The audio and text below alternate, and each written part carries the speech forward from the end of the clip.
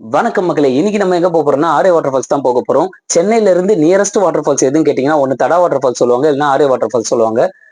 ஆரே water falls பாத்தீங்கன்னா சென்னையில இருந்து 90 கிலோமீட்டர்ஸ் இருக்கும். அதுவே திருவள்ளூர்ல இருந்து பாத்தீங்கன்னா 56 கிலோமீட்டர்ஸ் தான். நாங்க திருவள்ளூர்ல இருந்தா போனோம்.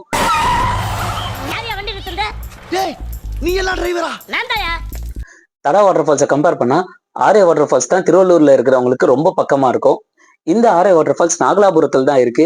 நாகலாபுரத்துல 2-3 வாட்டர் ஃபால்ஸ் இருக்கு. ஆனா நீங்க மேப்ல கரெக்டா லொகேஷன் தேடி போனா ஆரே வாட்டர் ஃபால்ஸ் ஈஸியா இருக்கும் உங்களுக்கு. ஸோ ஆரே வாட்டர் ஃபால்ஸ் போட்டு நீங்க போனீங்கன்னா இந்த சேஃபாவும் இருக்கும், அதே சமயம் நல்லா என்ஜாய் பண்ணிட்டு வரலாம். சென்னையில இருந்து 2 பேர் பைக்ல போறதா இருந்தா மினிமம் ஒரு 500 ருபீஸ் இருந்தா போதும், நீங்க போயிட்டு ரிட்டர்னே வந்துடலாம்.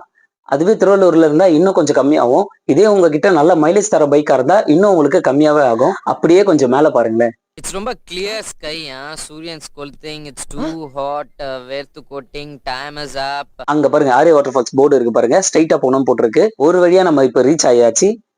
இங்க என்ட்ரி டிக்கெட் பாத்தீங்கன்னா பர் பர்சனுக்கு 50 ருபீஸ் வாங்குறாங்க.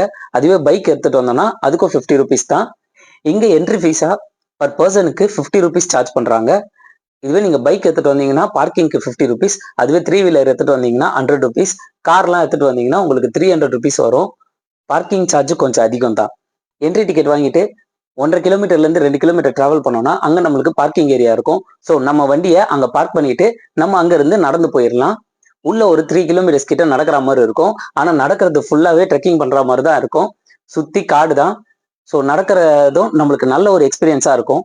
இங்க டைமிங் பாத்தீங்கன்னா காலையில 9 o'clockல இருந்து ஈவினிங் 3 o'clock வரையும் அலோவ் பண்றாங்க. இங்க என்டர் ஆகும் போதே ஒரு சின்ன கடையும் இருக்கு.